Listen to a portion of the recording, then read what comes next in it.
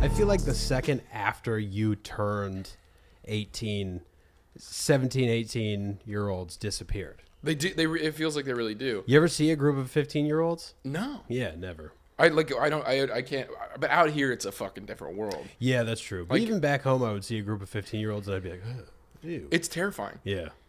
I don't think I would rather walk past a gang. Me too.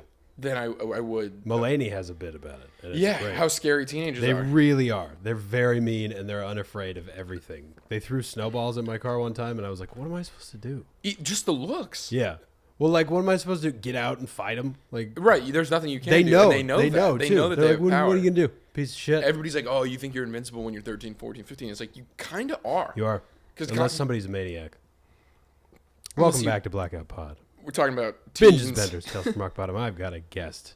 Mr. Captain Kelvis is himself, Kellen Schneider. Hey. Thank you for being in again, dude. Dude, thanks for having me in again. I love this podcast. And it's a tax write-off, so it's great. It is, yeah. It's a charitable event. Yeah, it is. I actually have to do it because of community service. Yeah. I'm special. I'm a special guy. We were talking about being fit. Did you ever have anything? Did you throw shit at cars when you were a kid? Dude, I was such a weird teenager. I forgot. You were like, did you grow up like Christian? Yes, deeply religious. Yeah. And so everything that you normally do when you're 13 and 17, I didn't do until I was 19. Oh, okay. So like, and then you could go to jail for it. And then, then the stakes are real. Yeah. Because even not that I did this, allegedly, but like you're 12 and you murder someone, you can get that sealed and you're good. Yeah. And so like, especially if you're white. Oh, 100%. If you're white and you kill someone and you're 12. Have you seen those specials on like life in prison as a child? And it's like it's a black kid who's always, and it's always like it's always like some weed shit. Yeah. And it's like, and then there's this serial killer that they caught, and like, I know way too much about true crime at this point, but I love it. I don't know why, but this dude, he like kills, like just crazily kills his like wife and his niece. And they're like, this dude has had to have killed before. Yeah. And his sister immediately comes into the police station and is like, hey, heads up, he killed our mom when he was 12. And it's like people need to know that. And they just let him go? And not only did they let him, he like went to a psychological facility for like 4 months, and then they sealed the records, and it was never a thing again, and nobody knew. Holy fuck. There was I watched a thing where these kids they have life in prison because they broke into a house, and they were like 15, and their friend got shot by the homeowner, and he died. And then they sentenced all the kids to life in prison. That's insane. Yeah. That's fucking insane. Yeah. So, and then of course they're all like, I think there's like 2 black kids and 2. Of course. Like it's such bullshit. It's so rigged. Yeah. Blackoutpod is now a political podcast. It is. But it's also, I can't remember who came in and was like, what podcast is this? And I called it Blacks Out Pod. Oh no. Yeah. Yeah. We don't, it's white power, obviously, with this haircut. I mean, I feel like you and I probably get roped into that movement. Which is funny because I've got kind of caramel colored skin. Yeah. You have more color in your skin. I have none. Yeah. I dyed my hair black like 2 years ago. Did you? I did. I told you everything that I did. Iowa move. Yeah, everything that I did late. Like you dye your hair black when you're fucking 15 to piss off your parents. I did it at fucking 22 because I'm not an adult. Did your parents see it? Yeah, they didn't care. They know I do a bunch of stupid shit. Yeah. And they're just like, all right, whatever. We've got this weird manic son who does crazy shit like that all the time. Yeah. And I walked into work and this dude goes, first, nobody has seen it yet. I literally dyed it, went to bed, went to work. So I'm like nervous. It's like high school for me. And I go in, my hair's black, and I have your haircut. And this dude goes, did you dye your hair black to distance yourself from the rising neo-Nazi movement? And I was like, is that what people are going to think? And then that dude ends up only speaking to me in German. And of course I know German. So that just makes it look fucking worse. You speak German? Yeah. Or not much anymore, but I lived there for a summer and like. Oh, okay. I thought you were gonna say because like maybe you had people. I have German ancestry, Mennonites, which is why I learned it, but it's not. It wasn't like I was raised speaking German. Okay. Yeah. That I think that would be too much. Like agrarian Mennonite German. Yeah, man. I mean, we didn't do any of the bonnet shit, but it is wild when people find out that I came from a mega church. You know? It's very. I knew all the Mormon kids I knew. I forgot they would go on a thing called Trek. Have you ever heard about that? Yeah, and they would walk like the same fucking thing that pioneers did. Yeah, dude, yeah. That I mean, there are so many cool exposés on Mormonism and how it started and all that shit. Yeah. But I was just in Salt Lake. Oh yeah, because I did Wise Guys. Yeah, and which great club. You said it was a great club, and I was like, all right. I mean, downtown, right? Yeah. Yeah. Fucking the best show I have ever done. Yeah. Ever. I hear it there, and then Comedy Works in Denver. I haven't done that yet. I think we're maybe doing that on this next leg. Who is it? You and I opened for a guy named Curtis Connor. Okay. Who you'd get along with because he, like us, has a nose ring and he is tattooed. I'm not tattooed yet, but tell him I'm able to host or feature. Absolutely. If he needs a tattoo just guy, just a fucking you got to put your hat in. I gotta just slay, dude. I get in there and I'll be like, hey, dude, fucking. What's up? Hey, I'm big. You're essentially just like big him. Yeah. Oh, really? Yeah. That's cool. Yeah. You're taller. We're both taller than he is. So I can prep the crowd. Exactly. They're like, well, this guy's nice. I mean, yeah. I think that. I mean, you probably get that all the time. What? Well, you're a puppy dog, but you. Yeah, people call me, and they don't say it nicely. You. They say it. They say, "Oh, you're a pussy," and then they find it out, and then they yeah. Well, they expect and you. And then they're to have bullies all the time. Yeah. You get bullied. I think almost as much as I do. I by do. Our friends. I do. And then there are certain ones who I have to let them know. Hey, you're doing this all the time. I want you to know I can destroy you. That's the thing. I think they're still like I would not fuck with you. Why? I mean, nice. I make fun of you all the time. It's very rare. I would not push you to that point. There's only one person who's really made me that mad. Yeah, I can imagine. I'm not friends with them anymore. Yeah. Yeah. Yeah. I mean, it happened. It's kind of. But like Harper, when Harper does it, I don't know why it's endearing, but it is. I think that's just her love language. Yeah, I think so. You know, like even before the roast, I was like, this bitch is gonna kill me. Yeah, she has that in her eyes. Yeah. But then she also will come up and give you a hug like when you need it the most. Yeah. Like she somehow it's sweet. The weirdest sense of like she knows where your jugular is at all times, but then she also will just like she's a sociopath. Yeah, just like us. 1,000% a sociopath. I'm surprised she hasn't murdered a man. She probably watches them sleep. Of our friends, she's the most likely to be a Black Widow. Yeah, I would think so. I think she watches men sleep. 100%. I think she watches them sleep, and when they wake up, she goes, "Who are you dreaming about?" And then she goes, "Good morning," but she hasn't blinked in like 8 hours. Good morning. Good morning. And you can hear her mouth going. Yeah, because it's dry. She didn't even move to get water, dude. She just straight up. She just I mean, she just sat there like a statue. Drinks blood. But I was in Salt Lake with ex-Mormons, and they know how to fucking throw down, dude. Did you party there? Yeah. Oh, that's crazy. Oh, it was bad. It was tour is awesome because you are getting to do comedy in front of audiences you would never get to do. Like I got to go in clubs that I just had no right being in. And then road beef. And then road beef, of course. But Salt Lake, because of, and you know this because you've been there, it's like divided hardcore. Yeah. It's you have people in bonnets walking around. You have families that all look identical, and the bloodline is just the same as it was from Joseph Smith days. Yeah. And then you've got this counterculture of either people who moved there and hate Mormons and hate that and move the other and go full anarchist. Mm-hmm. Or you have the people that are kind of in the middle who were Mormon and aren't anymore, but still kind of have a little bit of that in them, but are partying. And I went out one night. I was in Salt Lake for 4 days, which fucking no, absolutely not. But I was there for 4 days and fucking went out and just like they're like welcoming because they're Mormon, but it's so much alcohol, dude. Yeah. Just threw it down. And that's always the danger of tour for me is because we get free alcohol everywhere we go because of like clubs and shit. And if you're not careful, all of a sudden you're 6 drinks deep, and you're like, "Fuck." Yeah. Now I'm drunk with the Mormons. It's such a weird place because everybody has something to prove. So it's so weird. I have so many friends there. I hate it. I hate everything about Utah. I understand that. I like the scenery makes me mad. I went to San Francisco and I hate San Francisco. I hate it. Oh. San Francisco is the fucking worst. I loved Oakland. I like Oakland Yeah, as well. Oakland was beautiful. Oakland is great, and it gets more shit than San Francisco. And I think San Francisco should be like chipped off and shipped into the ocean. It's so gross. It's Fucking so gross. hate it. We drove dude. 3 miles, and it took us an hour and 15 minutes. It was we didn't. So the management put us up in it's what's called the Tenderloin District. Which first off, nothing should be named that. What show? What club did you do? We did Swedish American Hall.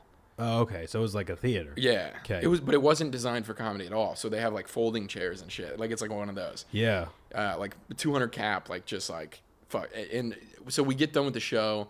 We'd driven from Ontario, California to there. So 7.5 hours in the van. We go van to venue, which always sucks. And then we get in and fucking we go to this show and the show's good. So we're like, okay, night's saved. Let's go out. We go to our hotel and what you do is you leave the hotel, you walk and you go find some shit. Well, it turns out we're in the worst part of fucking San Francisco. And within a block, no shit, we walk through 2 heroin deals. And there are 2 different gangs on different corners staring at each other. I'm wearing this fucking neon pullover that I have. Just fucking drawing eyes. Yeah. And they know. And if they hadn't been like selling drugs at that exact moment, I think I would just be a carcass. Fuck, and we went back to the hotel, and me and Curtis were shell shocked. Yeah. And it's not like I haven't been to other cities. Yeah. I've been to New York. I've been to fucking Skid Row here. Yeah. You see, you're like I know. I'm not afraid to walk anywhere here. No, God no. Even Yeah. like North Hollywood at its worst, I'm still like nah. I'm trying to think of what cities have really freaked me out.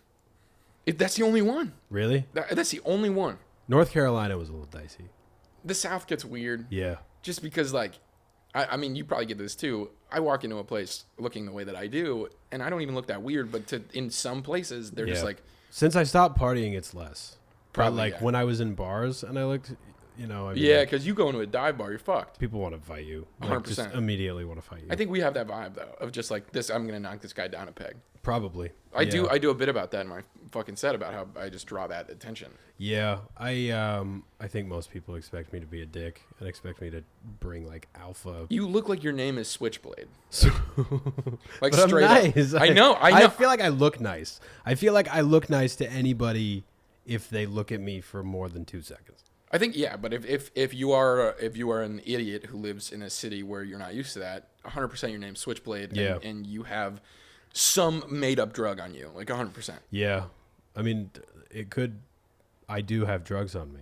Yeah, at all times. Which hole? Yeah, You exactly. won't know. I mean, you got to be a mule, man. You got to make money. Yeah. Open mics aren't paying the fucking bills, dude. Yep. Fucking How do you think I buy fucking Beatles. domed insects? Have you shown your fucking psychopath apartment on this fucking thing? No, it's beautiful. It's a beautiful. You walk apartment. into your buddy's house to do a podcast, and he's got framed beetles, and then you go, okay, you got one framed beetle here. That's crazy the that two you on the have wall that. up there. You've got fucking 1,000. What? And he goes, yeah, this, and then I've got a black widow in a vial, dude. Is that in case things get too bad? It's not alive. Obviously, because it's in a vial. Nothing ever in a vial is alive. But is that your safety out? Is just like, today was rough. I'm gonna fucking drink this. I guess it could be. That'd be cool. Do you think it would get you drunk? It would do. If I relapsed, I would. You would shit a river if you ate black widow juice. You know what's crazy is those bullet ants. That top one. You ever watched anything on bullet ants? Yeah, they're fucking. Their sting terrifying. is fucking. Yeah, my gnarly. brother was just in Costa Rica. He says they're everywhere. Yeah, which dude, is just like, see, hey, fuck you. No, I'm not going where there are ants that can make you trip out. No, God no, dude. I got stung by everything. I've been stung by just about. I have a fucking cyst in my leg from where I got bit by a spider. Oh, really? What kind? No idea. I went into a sewer, of course, and fucking. You can't talk to me about bugs if you've been in a sewer. Been in a sewer. Listen, you have to go. I mean, this time of year, you gotta go in the beautiful. sewer. It's beautiful. I mean, it's beautiful. And if you know how they're mapped, you can kind of avoid the shittier ones and whatever. But so I was in a sewer, and I like was coming out of it. I was pulling myself out of it, and I got a twinge in my leg, and I thought I just bumped it. Yeah. Like, it felt like a muscle twinge. And then the next day I had a zit, and I was like, this is fucking weird. So I tried to pop it, and it got bigger. And I go to the doctor, and they're like, so why did you try to pop this? And I was like, because it's a zit. And she was like, what zit have you seen that has 2 indentations in it? And I was like, oh, fuck. And they were like, it was in the South, so it could, like, I was like, fuck, is it like a recluse? Like, what did I do? Yeah. She was like, it's not life threatening, and you just got to take these antibiotics and it'll go away. But fucking, I literally have, like, there's this hard fucking thing here. Jesus. Yeah. I have friends who have been bit by like brown recluses and stuff, and they don't even notice. You don't notice and then your flesh just starts to fucking dissolve. That's a fucking It's terrifying. bananas. It's called necrosis. Yeah. Yeah, and then they just, because I guess the bacteria or whatever, the venom makes it so it's numb. Yeah. And you just look down one day. And all of a sudden you're missing a chunk of flesh. Yeah. Because excuse me, god damn it, I'm sorry. Fucking, okay. I ate a muffin and now I'm just gonna be doing this. Muffin sounds good. I love muffins, dude. Yeah. They're fucking. I haven't had bad food in so long. Really? Really. You've been eating well. I eat well in general. And Really? I'm a maniac, and it's infuriating. I'm trying. I'm a big vagina. I'm coming out of like a 4-month just hellish phase. A bender. Yeah, dude. Fucking all of December I drank every day. Yeah, it was bad. So then January I was sober because I was like, fucking, I have to chill out. Yeah. And now I drink a little bit here and there, but I found that I'm just fucking reckless. And I was like, so I had a bunch of shit go down in November. Like everything happened at once, and I feel like it happens every year at that time. Oh yeah. Okay. So I forgot. Yeah, that whole thing with your job. Yeah, my job, fucking a bunch of shit socially. Just like it was tough. It was just fucking brutal. And What happened socially? Just like a bunch of shit with like social media stuff that was tough that I'm still like processing and working through, and like the natures of like what happens when you are on the internet as a personality and like things from your outside life, like when it crosses. Yeah. It's just like weird. Huh. And I'm sure in the next coming months I'll probably do a full like, I just haven't fully processed it yet because it was so much. It does so much to your brain. But I'm a dude who doesn't process things well anyway. And then, so I was home for a month in Iowa because I had holidays and then a wedding and a show. So I was just there for a fucking month with nothing to do. So I just drank. Oof. And then Matty Chimber, I think, had the same kind of thing. He went back home to Connecticut for like a week and a half, and he was like, I did not have shit to do. And like you try to fill it by being productive. I think he did. But you can only be so productive. Dude, there's something about being home. It's just stale. Yeah. And I love my family. Like I love them so much. But like there's something about here where you're just like, I always have something to do. I'm always busy. Yeah. I'm always working. I'm always going to some meeting, doing some shit, and then you go home and it's all gone, and you're like, shit. Yeah. And so I like just my health went to fucking nothing. Like I just fucking drank and like started smoking cigarettes and like just like and now I was up until today I've been drinking 300 milligrams at least of caffeine a day, which is just bad for you. What do you just like energy drinks and stuff? stuff? Just ripping them. Because there's this new like line of energy drinks, this like new genre of like workout energy drinks that don't have sugar, and so they're just they just Bang. They just jack your shit. What are the other ones called? There's Bang. You've got Bang. You've got I think one's called Armor. Yeah, that's the one that I was thinking with the fucking Rain. That's what it is. Fucking with the like the Halo helmet shit. on it. Yeah. Then there's Celsius. Celsius is good. Oh my god. But I'll fucking drink any of them. Yeah. Because I just needed it to like fucking. Dude, I had a heart episode on pre-workout one time. So my heart started feeling weird. Oh shit. And then I was like, I'm a hypochondriac, so I can't I cannot have shit like that. Yeah. Like a headache for me is an aneurysm. Like any heart thing is I'm gonna die tonight. Like last night I was up till 4 just fucking. Am I gonna fucking die in my sleep? Like just losing my shit about it. I hate that feeling. It's crazy. And so I was like fucking, so I started working out again, which helped a lot. And then now it's like slowly cutting out all these fucking habits all one by one. Because if you do it all at once, fucking toast. Yeah. And so, but you know that they're bad for you. So then you're like, I know, and then you're mad and then you're beating yourself up about it. And so it's like, all right, slowly but surely. And so sugar is going to be the last to go for me. It sucks. It's because it's like, it's the least damaging. I'll fucking keep that so that I have a vice.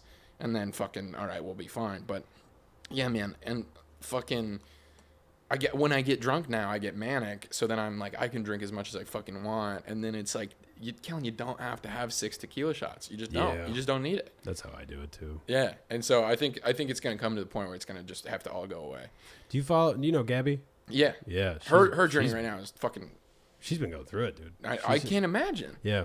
I mean, I DM her a lot actually because I'm me like, too. this is very inspiring to me. Yeah. She's been getting a lot of shit for it, which at first all I cared about was because Gabby Lamb is who we're talking about, one of my good friends. Great one of comic, our good great friends. person. Great individual, and very destined for greatness comic.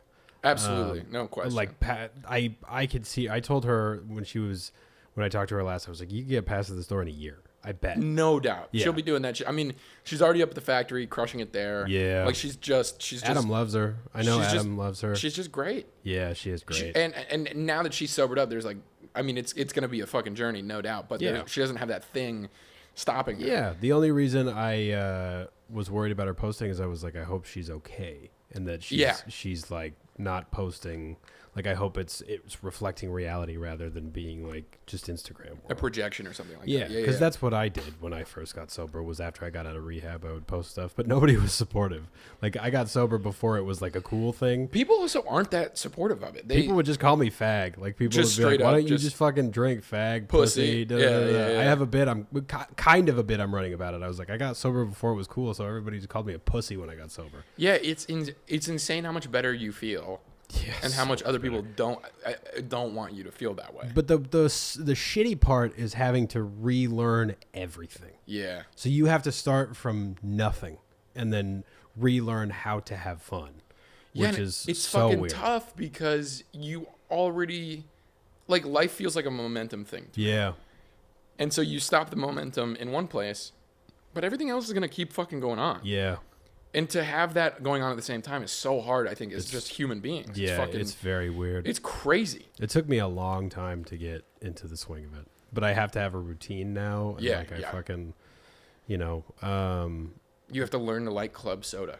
Yes. That's the thing. Yes. Is like, you just have to get used to a club soda with lime and being fine with it. It's awful. Yeah. It's awful. And then I got an eating disorder through it. And then I had to get over the eating disorder. Oh, and I'm sure you got shit for that because dudes with an eating disorder, fucking, you're gonna get railed. I have a bit about it. Yeah, you have to. I mean, I went through this and probably still have a bunch of those tics, but like, it's not something you can fucking talk about. Because it sucks. Everybody's image of what an eating disorder is not dudes like us. Yeah, it's teens. Yeah, and it's like, no, dude, it's like a real shit. It's like real. It's just your brain, man. Yeah, it sucks, dude. Yeah, it really sucks. It's a fucking nightmare. But I'm trying to think.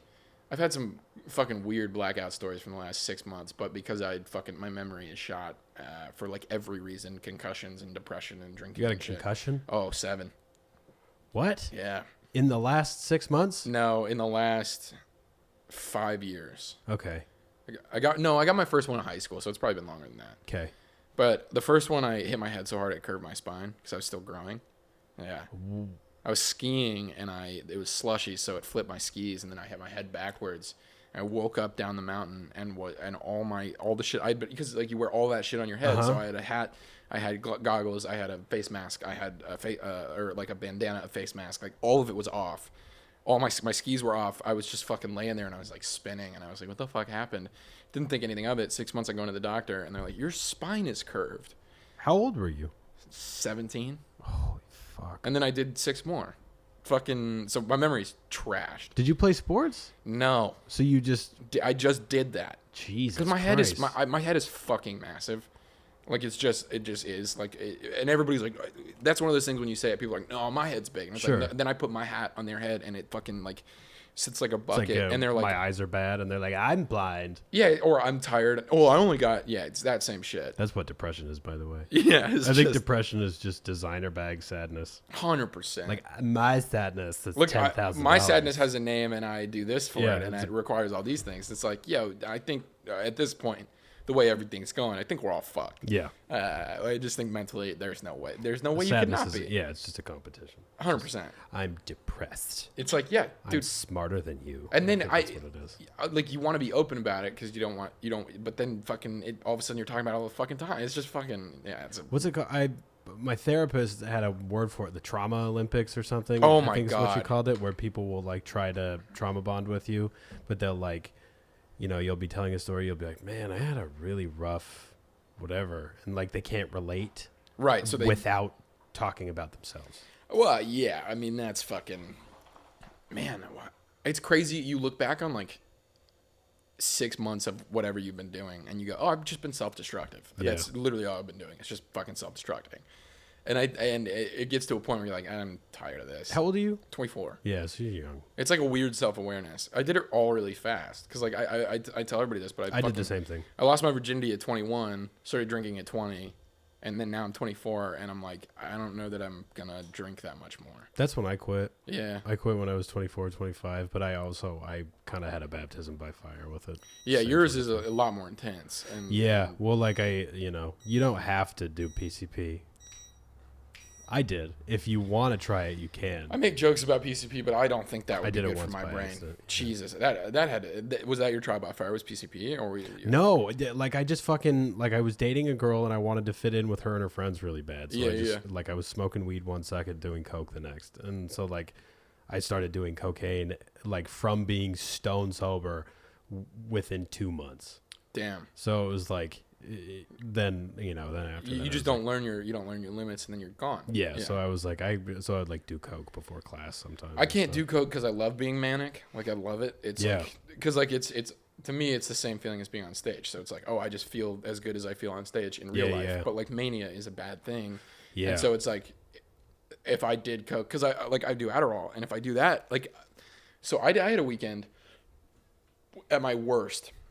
Right before I went home, like when things got real bad. So this was just recently. This was November. Okay. Where I did Adderall to wake up and Xanax to sleep.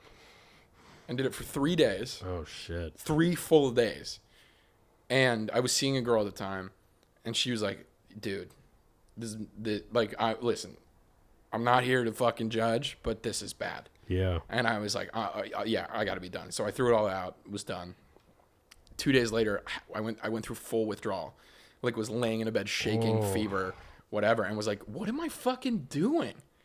And was because like you don't when you're fucking a fucking youth group kid at 17, you're like, I'll never ever do that. And then all of a sudden you're fucking 24 years old going on a fucking pill bender. Yeah. And it's like, okay, buddy, you gotta fucking snap out of it because you're not gonna be able to do any of the things you want to do because you're just fucking living off this shit. And so it was like, all right, we're going to fucking chill out with that. So that's done, which is good. I won't touch that shit anymore. You went through Xanax withdrawal. Yeah, Xanax and Adderall withdrawal. Oh, my God. I didn't know you could go through Adderall. I guess it makes sense, but... I'm real susceptible to highs and lows. Like, it's just like, it's just a thing with me. It's Do you take anything for depression? Yeah, I'm on Wellbutrin, which is we talked about the ADHD meds. Yeah. I just weaned off of my fucking shit. It was awful. It's the only one that's not invasive for like because I've done the gamut, dude. Like you do it like 5 milligrams at a time, right? It starts out at 10 or no, it starts out at 150 milligrams and goes to 300, but they also use it like for people who aren't depressed and want to quit smoking. So it's like literally everything else is an SSRI and fucking ruins your life. And I have friends who do SSRIs and like it works for them, but for me it just every single one wrecked me in a different way. Yeah. And so I take Wellbutrin, and that's good, and I won't take any other. I will not take anything else. Like I straight up just won't do it. I took Effexor, and I took Effexor, and I just barely. I'm on my last 35 milligrams. I hated it. It was like for when I did it, it was fine, and then I was like, oh, I miss being able to get a fucking boner. Miss being able to get a boner. I miss knowing where my car is. Like you had like memory stuff? I didn't know what day it was, and I didn't know where my car was for 6 weeks. Wow, I wonder if that's what. Because I get like memory stuff. Like, my girl every once in a while will be like, "You say the same thing over and over again sometimes." Dude, I just yesterday texted somebody the same exact thing twice in a row, in the middle of a conversation. I was like, "Hey, I'm gonna wear this shirt for this show." Two messages later, "Hey, I think I'm gonna wear this shirt for this show," and I was like. Fuck. It's so bizarre. And when you have like a lapse like that, you can't explain that away. It's scary too. Yeah. Like she told me that yesterday when I was driving her to work. She was like, sometimes you like point out the same shit, and I'm like, am I dying? Yeah, it's terrifying. Yeah. But like, yeah, I mean, there's depression makes you lose your memory anyway. Like you just can't. I also did a lot of drugs. It's fair. Yeah. But I'm trying to so I'm avoiding all that shit. I'll do mushrooms every once in a while. That's fine. They're a holistic thing. I want to do mushrooms. Yeah, I feel like I don't want to speak for you, but I feel like it's not as much of a drug as like. I mean, it's still. I don't see psychedelia as like a problem. No, it's super helpful. I take CBD. Everybody's fucking. The ketamine's making a rise in that community now, and that worries me. Me too. I have somebody very close to me in my family who is doing ketamine therapy, and they do not like it at all. It's just that and MDMA is therapy. Like if it works, it works. That's awesome, and it's controlled. But both of those freak me the fuck out. Me too. Because I know too many depressives that have killed themselves off MDMA. Really? Mm-hmm. They can't handle the come down.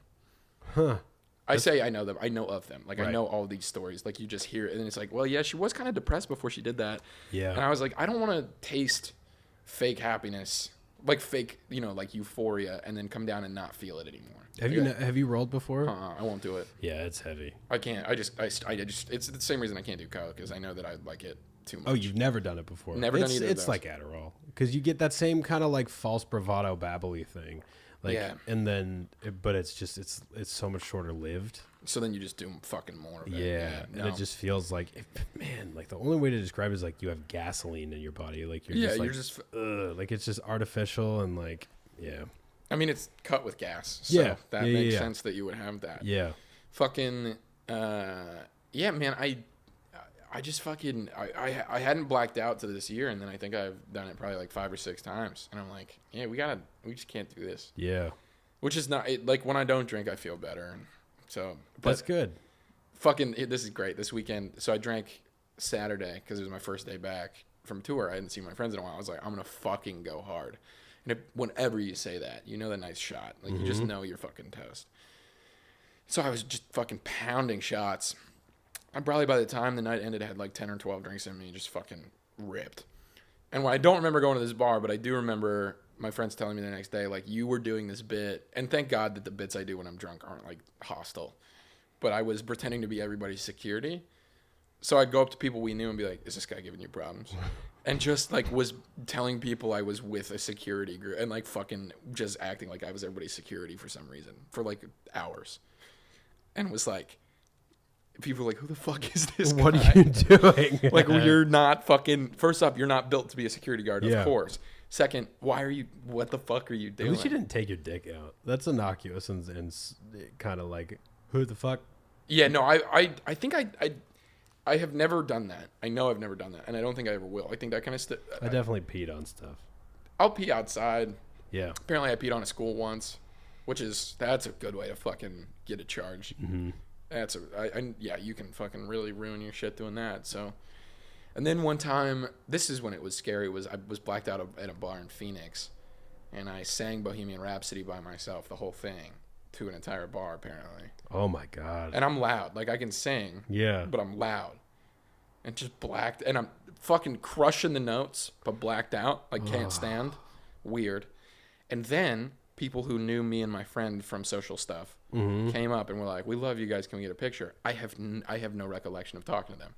I didn't know that. Did you see the pictures in the morning? No, I haven't seen. Like They never came out. But that gives me so much anxiety, dude. Same. That's the thing. Is like, it's less of what I do while I'm drunk and more of how I feel, anxiety wise, for the next fucking 4 days. Yeah. And so it's like, yeah, I don't know. It just doesn't seem worth it. Yeah, it's hard. It's a weird balance, but like I guess at least you see that, and because a lot of people just go, maybe I'll do it for 5 more years. Yeah, but if it feels like it's about to be done. Like I've been thinking about it a lot. It's always so hard if you have like mental anything.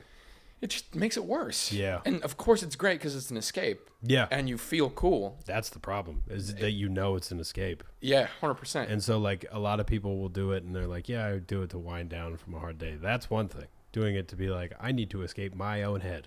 That's where, and that's where I am. Is like, it's very clear that I am self-destructing and fucking escaping. It's like, all right, dude, don't though, because like, at the end of the day, I want to be clear-headed and I want to be funny. Like that's all. That's it. You want to be a good person. You want to be clear-headed. You want to be funny.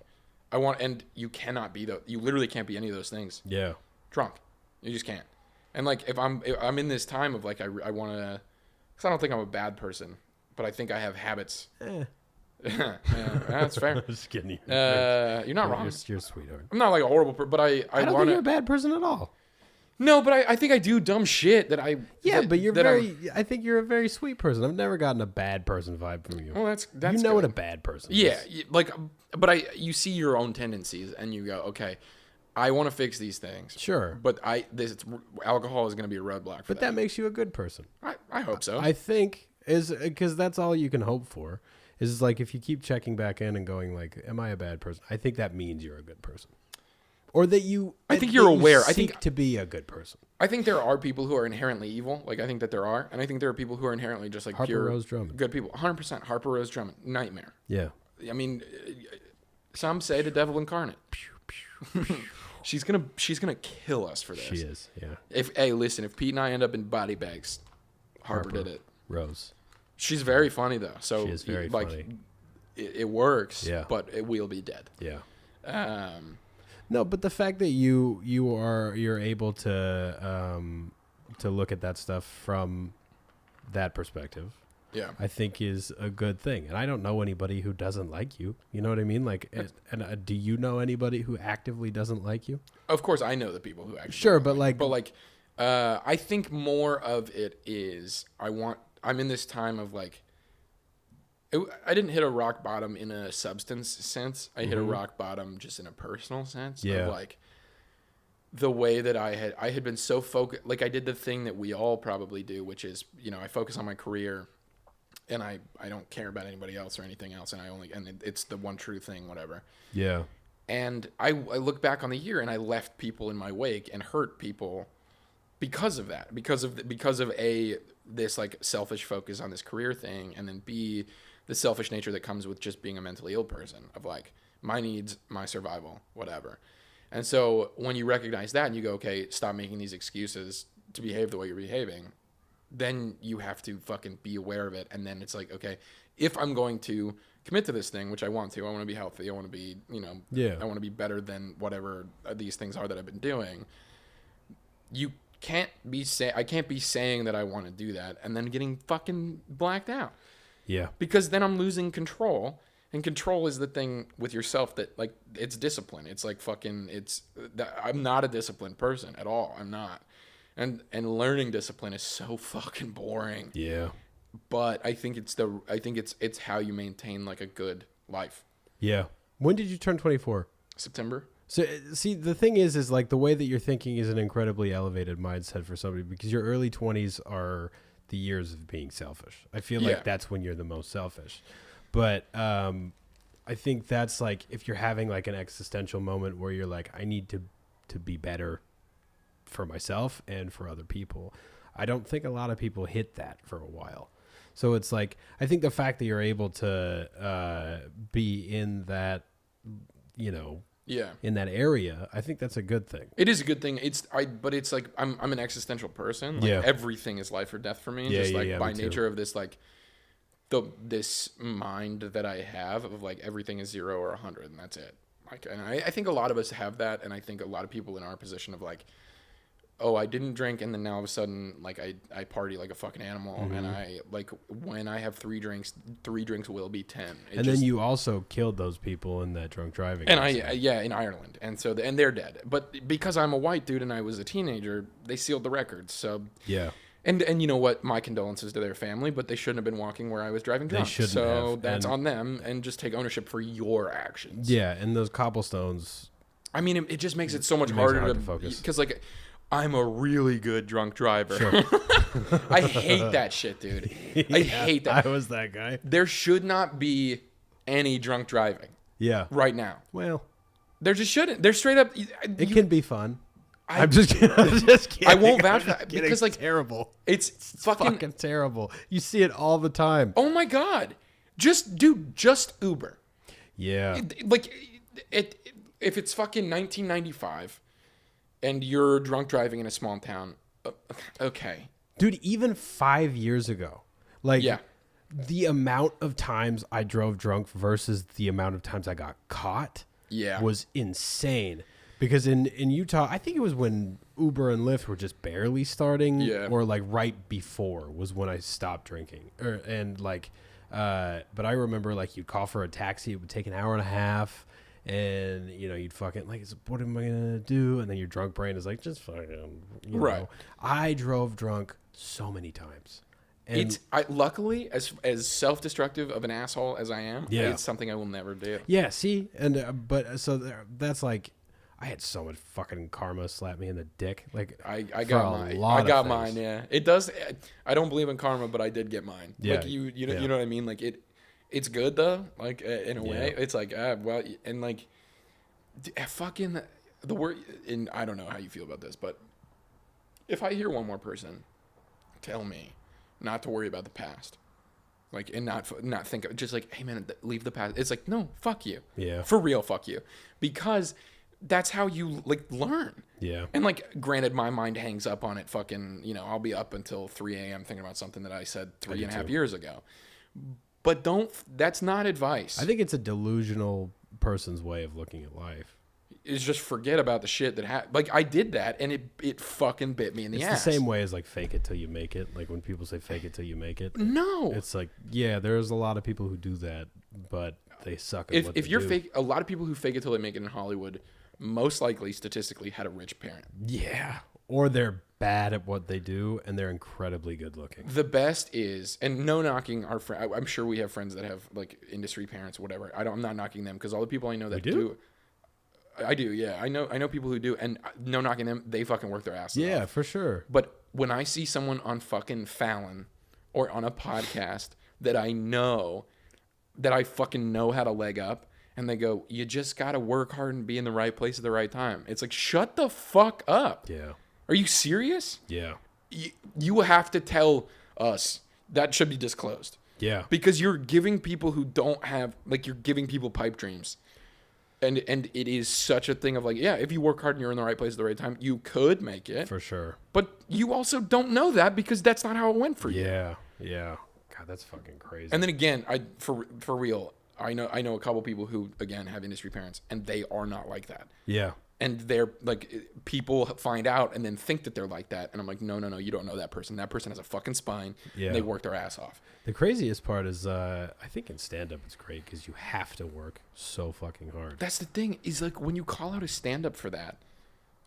That's my favorite is when somebody is like, oh, he faked his way to the main room. Like, people say that. I'm not Chris D'Elia's biggest fan. Yeah. But he destroys rooms, and nobody levels a room like that guy, and he can go up with no material and do it. It's crazy. You can shit on him all you want, and there are things that you can shit on him for that are valid. But that dude in 2 years was a headliner. Yeah. And dude, I'm sorry, you can't fake that. Yeah. You just can't. He's Brian Callen. A lot of people will do the same with Brian Callen. It's like, dude, he's selling out theaters. Like, it's what do you have other than yourself? Anytime someone is doing that, they are fucking jealous. Yeah. It happens all the time. People are shitting on. I was one of the earlier adopters of it, but now a lot of people are doing it because they see that it's successful, and people are moving to social media platforms to build their fucking and try and build their fucking followings there. Yeah. Because that's what fucking sells tickets. Yeah. And people shit on those people, and it's like, don't shit on them because that's the game now. Yeah. If you want to fucking go only do open mics and you only want to fucking dick around and you want to go like sit outside the store every night for fucking 6 hours and not do anything else, that is fine. That is your prerogative, and that might work 100%. But you don't get this shit on other people who are taking another path. You just don't. Yeah. Because there isn't one path. It's fucking stand up, dude. The whole thing is no rules. Yeah. And so all of a sudden we have these weird fucking unspoken rules of like, oh, they're on TikTok. Fuck, who gives a shit if they're on TikTok? They're not going to give a shit when they're selling out a theater. Yeah. And you are, because you're not going to be selling out a theater. You don't hear anybody saying that about Trevor. No, because Trevor is a fucking, like, the nicest dude. I've never met him. He is, I knew him right before everything blew up. Like, he was doing well. Yeah. But I met him and we were kind of buddies, and then I watched the whole thing happen. He is the same fucking guy. Yeah. Like, it's honestly. Michael was in here yesterday. Blaustein? Yeah. Good guy. Yeah. They're both dude. Just fucking. And Trevor, I will fucking take a bullet for him. Dude, everybody will. And so, like, I want him in here really bad because he seems like such an interesting dude. But, like, the fact that he has all of that and like still nobody has a bad word to say about it. No, you can't talk shit on him because A, he's a good dude, but B, he's funny. Yeah, and he works. And he does. The kid doesn't fucking sleep. I mean, he's like, I don't know how, because I make content and I am on the road. Yeah. In a very, very different way. Like very much smaller scale. Where are you the biggest? On Twitter? Yeah. Okay. But I'm working on growing other platforms because I think Twitter's going to die. Oh, really? Yeah. I think Twitter's going to implode. Huh. It's just where I started. And then now, like, each platform has a language of, like, if you can speak the language or you can make people that's so true. speak your language. Trevor appeals to everyone. He just does. It's honestly uncanny. Most people have a niche, right? Like I have my niche. Like other audiences have their, like other people have their audience niche. But I opened for Trevor once in Fresno, and every kind of person was in the audience. Fucking, and it's the same way everywhere. Yeah. But he is a good example of fucking just do the thing and carve your path, because but he'd been doing stand up for a long time before that, and he was ready. That's the other thing, and it's like you have to be ready for when it happens, 100%. And that's why social media is scary. Is you could blow up before you're fucking ready, and you've only got 5 minutes. Nobody's gonna take. You can't go on the road for fucking to do 5 minutes. Yeah, you just can't. Huh. And so you have to kind of like, it has to be a grind. So when you say, like, as far as Twitter goes, are you talking about all like the language, like the way that you structure a joke? Yeah, the way you structure a joke, what the joke's premises are, what works there. Right now, there's a big market. There's a big market for ex-boyfriend humor. Like it's a huge thing of just like, here's all the crazy shit an ex-boyfriend did, blah blah blah, and it's huge. It's like blowing up. It's like the new market, and a lot of comics are tapping into it, and it's cool to see like my homies like learning the language, doing what I did. Is like, this is the language, this is how you brand yourself, this is what works, this is what doesn't, let's work together, let's do this. And it's fun to watch because I did that. And then like I think comics will start to understand that TikTok is a really good, Tommy Wakefield? Yes. The kid understands the game right now, and I guarantee for TikTok and Twitter, he wanted, I mean, he again, nicest dude, very funny, but he saw that was going to be a way that he could get an audience, and he is fucking busting his ass. Is he blowing up on both? He's getting success. That's good. It takes time. It just does. Like, I don't ever want to be famous on TikTok. I can understand that. I'm not downloading TikTok. Yeah, I mean, there are different fucking avenues for different people. 2 weeks later, I found that you don't have to sell out to be on those places. You just got to learn how to make what they're doing yours. No, it just seems like it's a whole different thing. You also have to be careful, though, too, because you will build an audience, but it could be 15-year-olds. Yeah. And they can't get in clubs. So you have to you have to know what your fucking end goal is. Yeah. And Trevor was fucking smart and knew that, okay, I'm going to make videos about these things, and those audiences are going to come see me. And, like, he did it. And of course, because he's such a friendly and just, like, good dude, now everybody wants to work with him in those fields. So he's working with fucking great people. People fucking love him. They really do. But socials are scary because as big as you get, people can just be done with you whenever they want. I'm just saying that generally. I'm not saying that's going to happen to him. I don't think it will. Just I do. It's just like, it's true. It's part of the world. Yeah. So it's more fickle, but it's definitely very interesting. There's so many people who blow up and then like you just never hear from them again. Well, a lot of people who blew up a while ago are now trying to tour and do stand up. But they hadn't. Cody Ko and like they kind of do more of a variety show type thing, and I don't say that condescendingly because they're fucking selling out theaters. They're very funny, and they're very funny dudes, and their music is good. Yeah, it is. It's really good. Yeah. But like, there are other people in that vein that are now like, oh, I've always wanted to do stand up, I just didn't do it before I blew up, and now I have. Dude, can you imagine trying to workshop bits when people know you? Like that, like when millions of people know who you are. No. Fucking no way, dude. Yeah. I don't know it freaks me out that I'm only decent at stand-up. Nobody's good at it for the first, like, fucking Brian Callen has been in the industry since 2001. Yeah. So and he just popped off, the last 5 years, That's a long fucking haul. Stand-up wise, yeah. But those guys get it too. They were Brendan Schaub and Andrew Santino and those guys were talking about it. They were like, people shit on LA because all the guys are podcasting together, like all those dudes are podcasting together, and they're like, that's the fucking game. That's it for sure. We sell tickets. We talked about that yesterday too. It's such a different thing now, and proof being, Michael being on my podcast yesterday. Yeah. Because he has his own, and then fucking all these, you have your own thing. You come here, and then our worlds collide. Ow, fuck, sorry. Oh, you good? That's how I feel about this. Fucking disrespect your surroundings. That's I'll sick that. Don't. I'm scared that the fucking framed fucking insects are gonna come alive, dude. Yeah, dude. You sleep here, I do. Pete. You fucking sleep in this apartment with Tell me my home isn't gorgeous. You decorated it well for someone who has thousands of bugs. It's a beautiful home.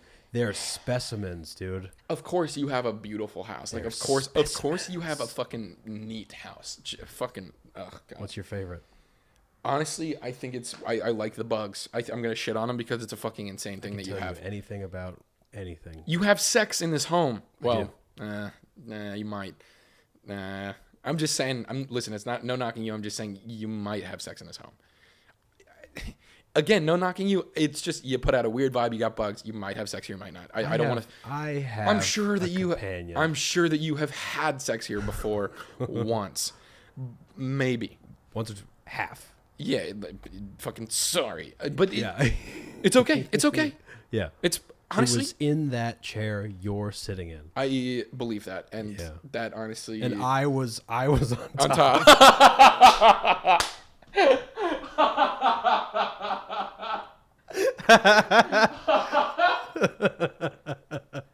I straddled her, and she was like, On the chair.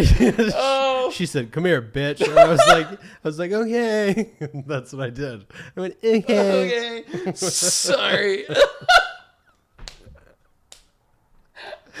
Fuck me, dude. That's so funny. The idea of anyone who's 6 foot being on top in chair sex. Fucking in the front seat of a Honda Accord, but you're on top. Hey, babe, can you push this back a little bit more? My noggin's touching the fucking roof. Dude, have you ever looked at the Kama Sutra before? I don't think I can. They have these positions that these dudes will be on top, fucking pretzels from and behind, shit. like with their dick tucked. Dude, fucking. It's like, just get a divorce. Yes, be done. Yeah. Fucking jack off and be done. The second you tuck your dick. The second you do the position where she's laying down and you're trying to find the hole. Yeah. You know what I'm talking about? Yeah. You're done having sex. Or you're done. Because that's to ass. Dude, that is, you have to, they say that when you're taking geometry, there are no real life applications for it. Like actually 100% there are, and it's sex. And I blew it. Yeah. Because I don't understand the geometry of sex at all. Huh.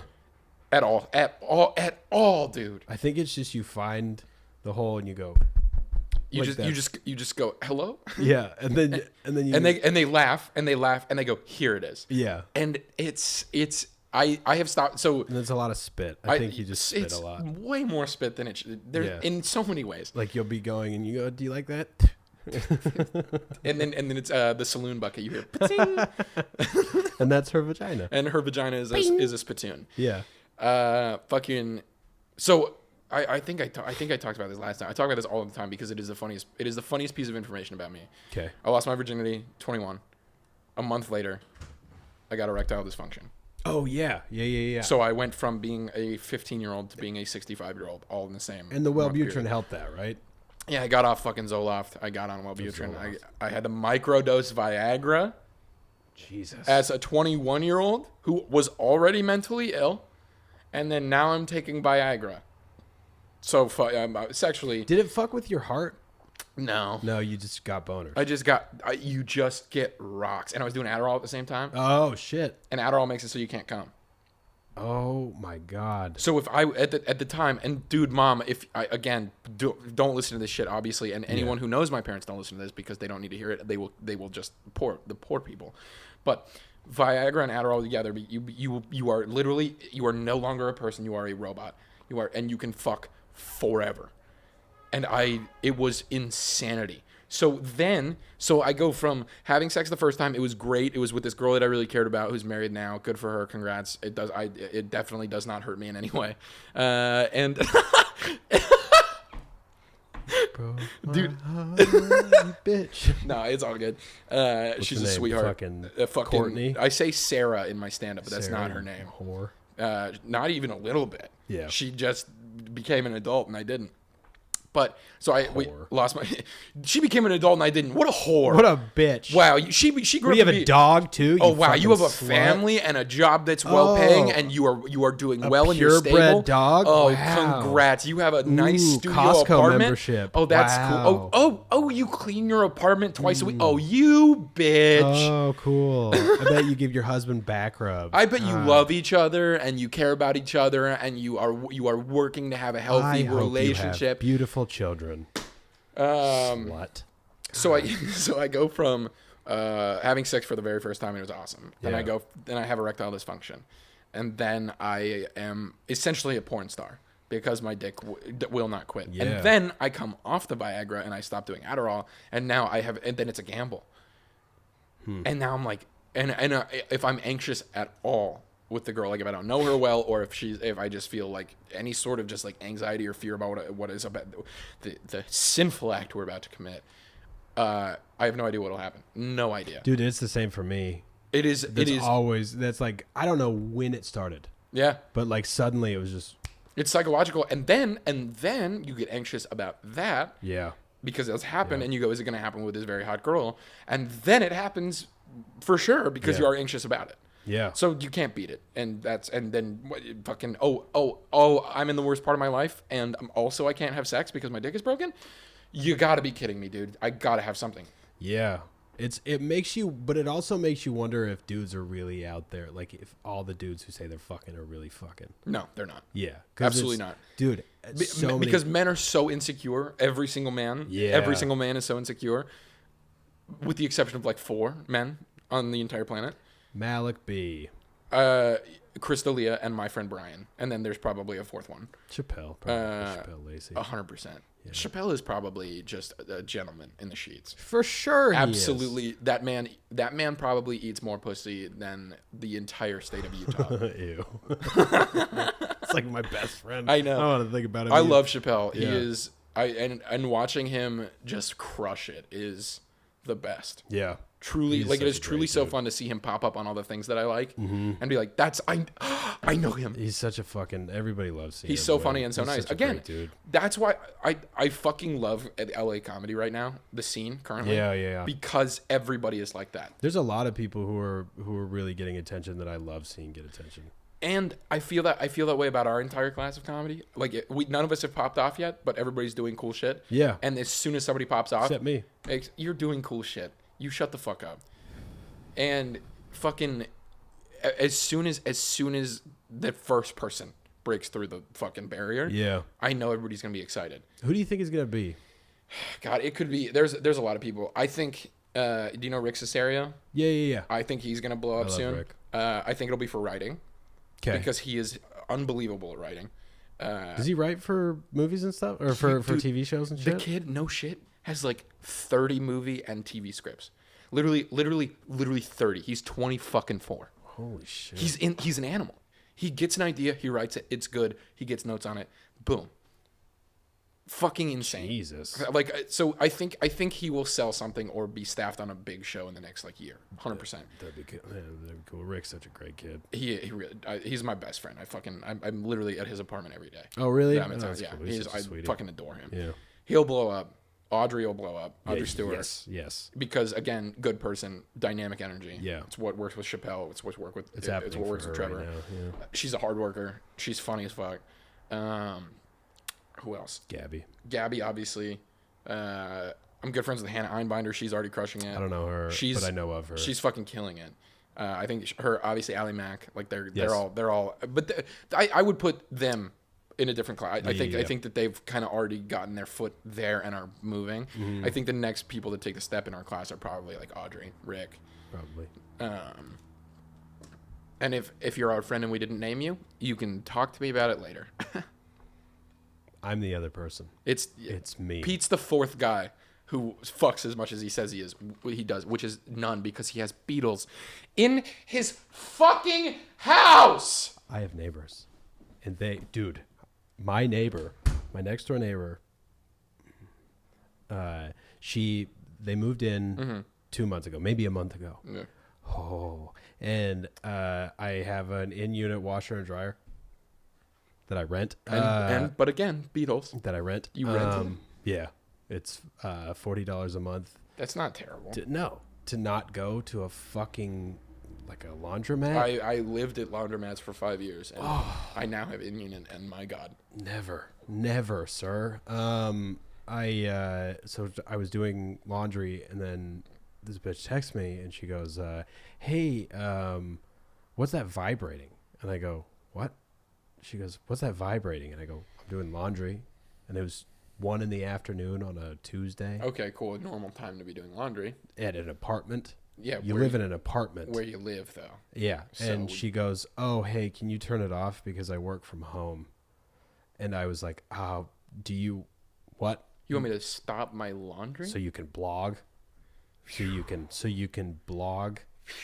Yeah, I was infuriated. Yeah, and then we got TV and and you can't watch TV during the day because she works from home. Exactly. And so just watch it at night if you could. So I turned on the TV. Turn on the TV. 6 p.m. She texts me this big long, "Hey Pete, what happened?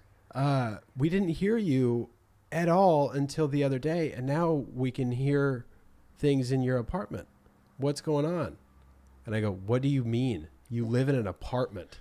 You're gonna hear sounds. Yeah. And if you don't want to, soundproof your apartment. Or move to a house with that attitude. Or go play house attitude. Or go play in traffic. Yeah. There's a big, busy road next to us. Right there, and go play in it because that's not how life works. Dude, it was infuriating. And so I texted her back and I said, "Hey, you live in an apartment now.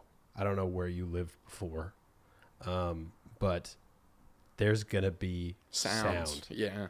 And she said, "What do you mean?" And I said, "You live next door to 6 people. Like there's 6 other units now, and you are going to hear sounds." And then she said, I said, there has to be a realistic expectation of what I can and can't do in my home. Where I live. Yeah. And can make noises. Yeah. And she goes, "Did I say that you couldn't make noise?" And I go, "Yeah, kind of." Yeah, because you keep texting me. Well, first off, you told me to stop doing laundry at 1 p.m. on a Tuesday. Yeah. So you did do it. And so she goes, "I didn't say what I didn't mean."